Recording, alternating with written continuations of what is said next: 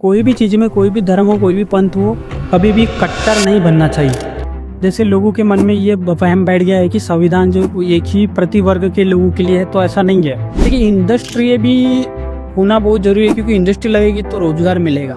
कहीं ना कहीं वो हमारी जो जातिवादी मानसिकता है, जो छुआछूत वाली जो जाति भेद की मानसिकता है, वो आज से कुछ साल पहले एक टॉपिक चल रहा था कि संविधान खतरे में। तो क्या एक्चुअली संविधान खतरे में, ये बात कहाँ तक के सच है और कहाँ तक के झूठ? लास्ट लिखे बुक तो उन्होंने जाति भेदभाव को कम करने के लिए इंटरकास्ट मैरिजेस को बढ़ावा दिया है। बचपन से लेके आज तक मैंने ना भगवान को देखा हो ना भूत को देखा हो। ये तो बहुत ही कॉन्ट्रोवर्शियल जवाब है आपका।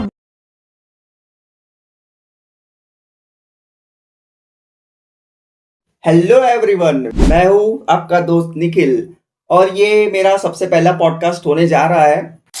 तो दोस्तों, आज का ये पॉडकास्ट बहुत ही महत्वपूर्ण टॉपिक पे होने जा रहा है, आज के करंट इश्यूज पे होने जा रहा है और साइंटिफिक टेम्परामेंट जैसे बहुत सारे मैटरों पे होने जा रहा है। तो welcome to mister Sonu Wanjari.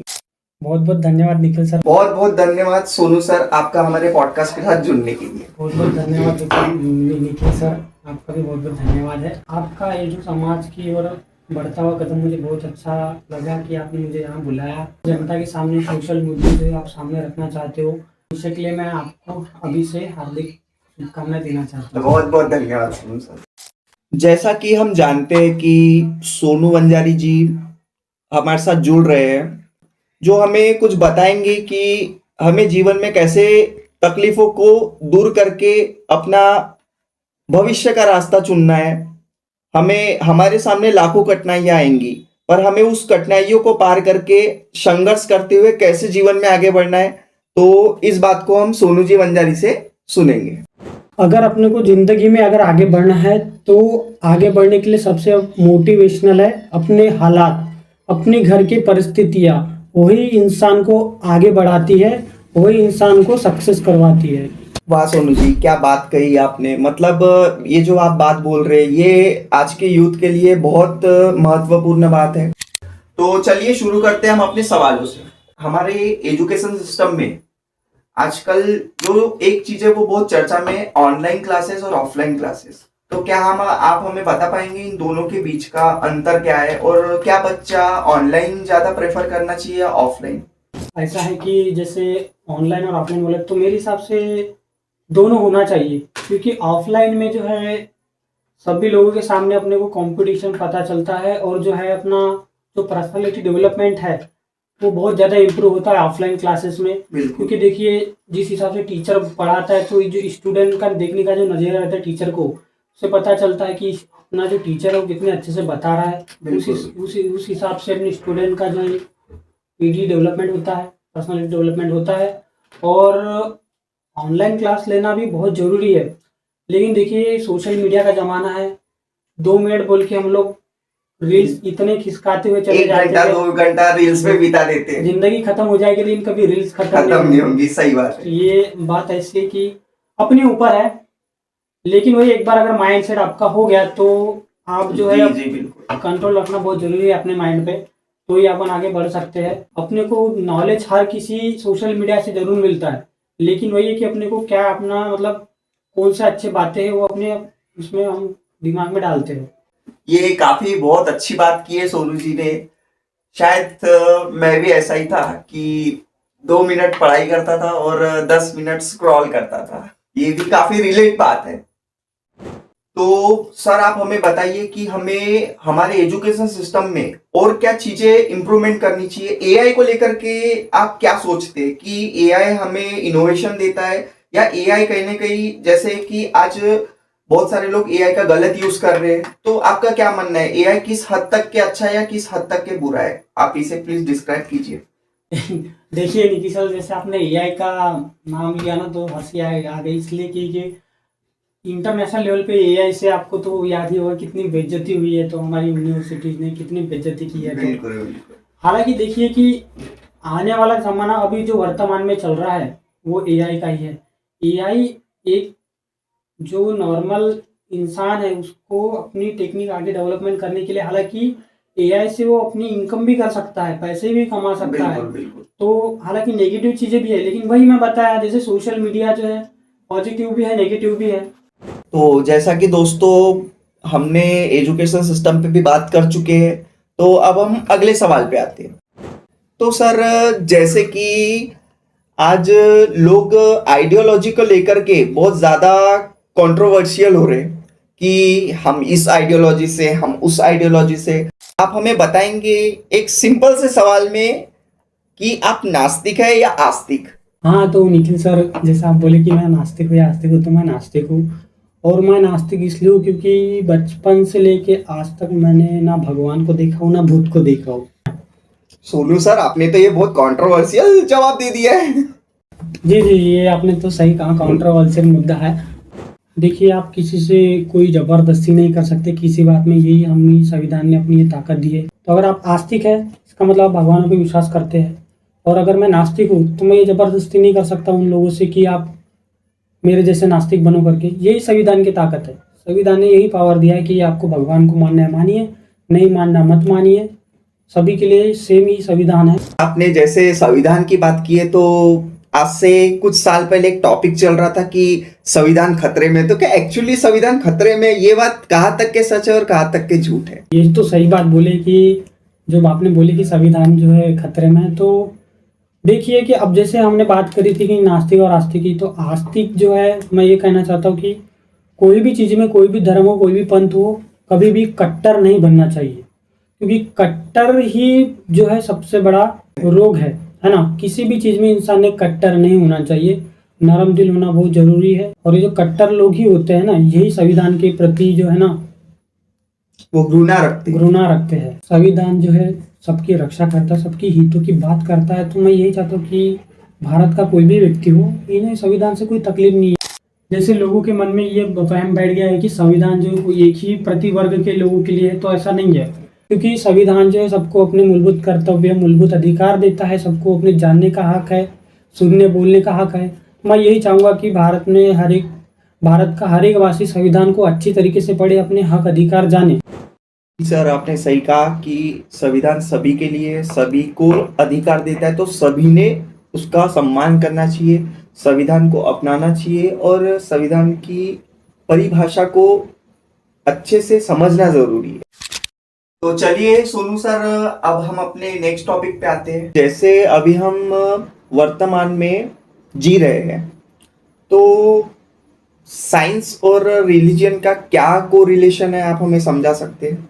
मैं यही कहना चाहूँगा कि जैसे जो विज्ञान हमें बताता है कि ब्रह्मांड की उत्पत्ति कैसे हुई है, और धर्म हमें बताता है कि हमें कैसे जीना चाहिए। दोनों जो है एक ही सिक्के के दो पहलू है। अब जैसे हमारे जो साइंटिस्ट हुए हैं, जो एपीजे अब्दुल कलाम, वो विज्ञान को भी महत्व देते हैं, लेकिन उन्होंने स्पिरिचुअलिटी के बारे में अपना महत्व दिया है। अगर साइंस और रिलीजन दोनों एक सिक्के के पहलू है, तो क्या ये दोनों एक साथ चल सकते हैं? दोनों जो है एक ही सिक्के के पहलू है, ये बात तो सही है। विज्ञान जो है शरीर और प्रकृति को समझता है, ठीक है, और जो धर्म है मन और आत्मा को शांत करता है। लेकिन वही है कि अपने धर्म में कभी भी कट्टरपंथी नहीं लाना चाहिए। कोई भी धर्म हो, अपने मन के भीतर हमेशा नम्रता रखना चाहिए, क्योंकि अपना कोई भी धर्म हो वो सबको अहिंसा के बारे में बताता है, ठीक है। कोई भी धर्म हिंसा के बारे में नहीं बताता। तो अपने धर्म का अच्छे से पालन प्रसार करना चाहिए, क्योंकि अपने आसपास सभी साइंस है। आज जो हम सोशल मीडिया पे है, जो हम पॉडकास्ट बना रहे हैं, वो भी सब साइंस के थ्रू ही है। और हम सामाजिक लोगों के साथ रहते हैं, तो देखिए धर्म उसके लिए ज़रूरी है। क्योंकि अम्बेडकर जी ने बोला था, अगर वो धर्म को नहीं मानते तो वो शायद, उनको पता था कि धर्म ही है जो लोगों को एकजुट कर सकता है, लेकिन उन्होंने एक ऐसा उन्होंने बौद्ध धर्म अपनाया, सभी धर्मों को पढ़ाया है। धर्म जो है वो लोगों को बांध के रखता है, समाज को एक साथ रखता है। बिल्कुल, मैंने पढ़ा है कि उन्होंने बहुत सारे धर्मों का ज्ञान लिया, तो फिर आखिर में उन्हें बौद्ध धर्म स्वीकारा। जी जी, उन्होंने बौद्ध धर्म इसलिए स्वीकारा कि बौद्ध धर्म जो है वो सामाजिक समानता, न्यायता की बात करता है, बंधुत्व की बात करता है, अहिंसा की बात करता है, करुणा की बात करता है। तो इंसान को इंसान मानता है ये धर्म, इसलिए उन्होंने बौद्ध धर्म को अपनाया। इसमें कोई भी हिंसा नहीं है इस धर्म में। सोनू सर, आपने बहुत ही अच्छा एक्सप्लेनेशन दिया रिलीजियन और साइंस को लेकर के। जितना साइंस जरूरी है उतना ही रिलीजियन भी है, पर Religion जरूरी है। हमारे लिए रिलीजियन ये जरूरी है कि वो साइंस के थ्रू हो। जी जी मीन्स जी उसकी एकदम। जो रूट्स है वो साइंस के थ्रू साइंस होते के हुए थ्रू, जाए, जी जी ताकि जी वो हमारे जी। लाइफ में एक अच्छा इम्पैक्ट कर सके। हम अगले टॉपिक की ओर बढ़ते हैं। जैसा कि आपने कहा था कि आज हम मॉडर्न युग में जी रहे हैं, हमारी सोसाइटी मॉडर्न हो चुकी है, पर आज भी कहीं ना कहीं वो हमारी जो जातिवादी मानसिकता है, जो छुआछूत वाली, जी जी जो जी। जाति भेद की मानसिकता है, वो हमें गांव में दिखाई देती है। तो क्या आज शहरों में भी जातिवादी मानसिकता है या खत्म हो चुकी है? इसकी जड़ क्या है और हम इसे कैसे खत्म कर सकते हैं? देखिए, जो जाति है, आपने जैसे कहा नहीं कि जाति है, तो जाति जो है वो इंसान ने ही बनाई है। जातियाँ कोई भगवान ने नहीं बनाई है, ठीक है ना। तो मैं यही चाहूँगा कि भारत में जातियों का अंत हो, एनिलेशन ऑफ कास्ट, जो डॉक्टर बाबा साहब अम्बेडकर ने उसके ऊपर पुस्तक भी लिखी है। तो यही चाहता हूँ कि अगर इंसान को इंसान समझना है तो जातियाँ खत्म होना बहुत ज़रूरी है।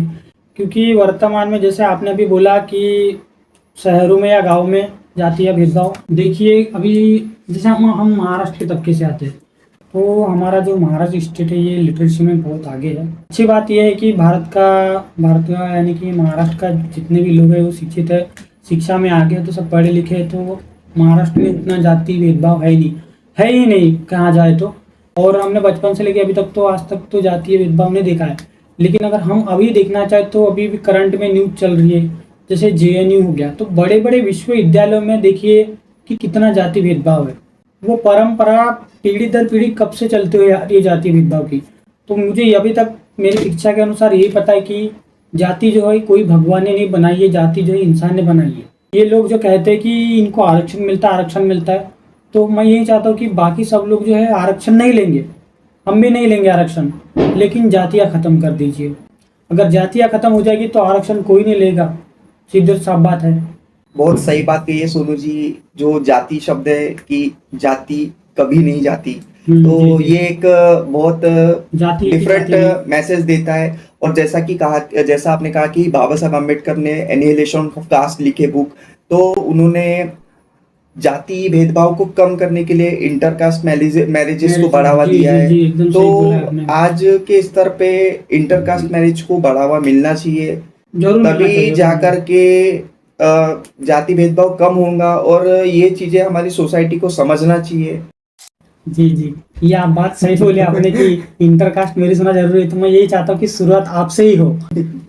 ये सही बात की है सोनू जी। जब तक कि हम शुरुआत नहीं करेंगे तब तक कि हम लोगों को, हमारे समाज को प्रोत्साहन नहीं दे सकेंगे कि आप शुरुआत करें। शुरुआत तो खुद से ही होंगी। जी तो जी ये एकदम सही आपने कहा। बहुत सही कहा कि शुरुआत खुद से करना, हमसे ही करना हमसे पड़ेगा, ही खुद करना से पड़ेगा। अगर करना है बहुत तो। बढ़िया। जो हम सोच पा रहे कि हमारा जो माइंड है, जो हम फ्रीडम की बात कर रहे हैं, तो पूरी तरीके से फ्रीडम नहीं मिल पा रही है। और इसी बात पे मैं आपसे वुमेन के राइट्स और गर्ल्स के सिक्योरिटी के बारे में कुछ पूछना चाहूंगा। वुमन सेफ्टी के बारे में जो मैं आपको कहना चाहूँगा, मेरा बोलना है कि देखिए, कंपेयर अगर ये करें कि जो वेस्टर्न जो देश है और जो अपना भारत है, वहाँ की महिला और यहाँ की महिला कितनी सेफ है। वहाँ देखिए कि वहाँ पे कोई भी जो है, मतलब देखने का नज़रिया जिस तरीके से भारत में है और यूरोप के देशों में जो वेस्टर्न जो लोगों में है, वहाँ पे महिलाओं के ऊपर उतना अत्याचार नहीं होता जितना भारत में महिलाओं के ऊपर होता है। तो वो जो पुरानी जो परंपरा चली आ रही है, बस उसी का ये नतीजा जो वर्तमान में देखने को मिल रहा है। तो मैं ये चाहता हूँ कि भारत में सभी स्त्रियां जो है वो अपने हक अधिकारों को जाने, वो संविधान पढ़े। मेंस लोग जो है वो अपना देखने का नजरिया थोड़ा चेंज किए, क्योंकि संविधान जो है सबको समानता की बात बताता है, तो स्त्री और पुरुष दोनों बराबर है ना। तो बस मैं ये चाहूँगा कि अपना हक अधिकार वो जाने, और जो हक अधिकार एक पुरुष को मिले हैं वो भी स्त्री को ही मिले हैं, उसको बंधुआ मजदूर की तरह अपने घर पे ना रखें। और जो नज़रिया है देखने का तरीका, इंसान जो है, पुरुष जो है वो स्त्री को उसी नज़रिए से देखे, ना कि कोई गलत नज़रिए से देखे। जैसे कि छोटी छोटी बच्चियों का भी रेप हो रहा है, और उन्नाव केस के बारे में तो आपने सुना ही होगा कि वो आज भी न्याय के लिए भटक रहे हैं। और ऐसे ही बहुत सारे केसेस हमें सुनने मिलते हैं, जैसे कि निर्भया केस उत्तर प्रदेश का। वर्तमान में जो सरकारें हैं वो कहती है कि हमने महिला सशक्तिकरण को बढ़ावा देते हैं। हालांकि ये बात सही भी है, लेकिन कोई फॉलो नहीं करता इस बात को। उन्होंने कई योजनाएं निकाले हैं महिला सशक्तिकरण के लिए, लेकिन उस पर कोई जोर नहीं देता है। ये बात सही है कि गवर्नमेंट ने हाँ, वुमेन अभी एम्पावरमेंट की बात बहुत की है, बहुत बट ग्राउंड लेवल पे उसे कोई इम्प्लीमेंटेशन नहीं है। इम्प्लीमेंट नहीं है। आप देखिए कि हमारे नेता लोग ही ऐसे काम करते हैं, वेश्यावृत्ति वाले। एक अंकिता भंडारी वाला केस अंकिता हुआ था, भंडारी केस, जी हाँ, उनको वीआईपी अपने को ये देना चाहिए उन लोगों को, है ना, प्रोटेक्शन देना चाहिए। वीआईपी बेचारी को मार दिया गया। लोगों ने क्या किया, 2 दिन केटल मार्च निकाला। जो महिला सशक्तिकरण की संस्थाएं थी, कहाँ है महिला आयोग? महिला आयोग ने कहीं कुछ जवाब नहीं दिया अभी तक उसके ऊपर। ये हमारा पहला पॉडकास्ट है और पहले पॉडकास्ट में ही हम इस तरीके की बातें कर रहे हैं जो कि समाज को एक नई दिशा देने की बात करता है, समाज को न्याय के प्रति जागरूक करने की बात करता है और कहीं ना कहीं लोगों में साइंटिफिक टेम्परामेंट बढ़ाने की बात करता है। हालांकि हमें कोई आइडिया नहीं कि ऑडियंस इस चीज को नेगेटिव लेती है या पॉजिटिव लेती है, बट हमारा प्रयत्न ये रहेगा कि आप तक के हम सच्चाई पहुंचाए, आप तक के हम फैक्ट पहुंचाए और आप में एक प्रेम की भावना जगाए। आखिरी सवाल आपसे ये है कि आपका पॉल्यूशन और इन्वायरमेंट इनको लेकर के आप का क्या कहना है? जो जैसे क्लाइमेट चेंज हो रहा है बार बार, तो देखिए कि हर साल गर्मी और ज़्यादा बढ़ते जा रही है। पानी कभी आता है कभी नहीं आता, बारिश कभी ज़्यादा होती है कभी कम होती है। अभी हाल ही देखिए कि कुछ दिन पहले ही बारिश हो गई थी। तो ये क्लाइमेट चेंज का ये एक पर्यावरण वातावरण जो हो रहा है, ये पेड़ों की वजह से, ये जो पेड़ कम है ना, और जो इतने ज़्यादा लेवल पे इंडस्ट्रीज बढ़ रही है, तो जो ओजोन लेयर है उसको भी नष्ट हो रहा है। ओजोन लेयर भी जो है वो बहुत नुकसान हो रहा है, तो हमारे लिए नुकसानदायक है, क्योंकि जितने भी जो अल्ट्रा वायलेट रे है वो डायरेक्ट हमारी स्किन पे आ रही है। मैं तो यही कहना चाहूँगा कि ज़्यादा से ज़्यादा हमें पेड़ लगाना चाहिए, आसपास के वातावरण को साफ सुथरा रखना चाहिए। देखिए इंडस्ट्री भी होना बहुत जरूरी है, क्योंकि इंडस्ट्री लगेगी तो रोजगार मिलेगा। लेकिन अगर वो इसी इंडस्ट्री बसाना है तो उसके लिए ये नहीं कि तुम कई पेड़ काट रहे हो। पेड़ काट रहे हो बात सही है, लेकिन पूरे के पूरा तुम एक जंगल बसा लो या कहीं और बिठा लो, कि तुमको ये गलत ना लगे कि यार मैंने 100 पेड़ काट दिए तो एक भी पेड़ नहीं लगा करके। बिल्कुल सही बात है। सोनू सर, जो आपने आज बात कही है, जो हमें नए मोटिवेशन दिए, नए इनोवेशंस की बात बताई है, तो ये हमारे लिए बहुत ही प्रेरणादायक है और शायद ये हमारी ऑडियंस देख के उन्हें अब एडॉप्ट करने का ट्राई करे। और आपने हमें बहुत अच्छा सपोर्ट किया है, तो इसके लिए आपका बहुत बहुत धन्यवाद। धन्यवाद निखिल सर, जो आपने मुझे यहाँ बुलाया उसके लिए, और मैं आपके आने वाले भविष्य के लिए आपको बहुत बहुत शुभकामनाएं देना चाहता हूँ। आपने हमारे साथ बातचीत की, आपने हमें सुना, आपने हमें देखा, इसके लिए आपका बहुत बहुत धन्यवाद।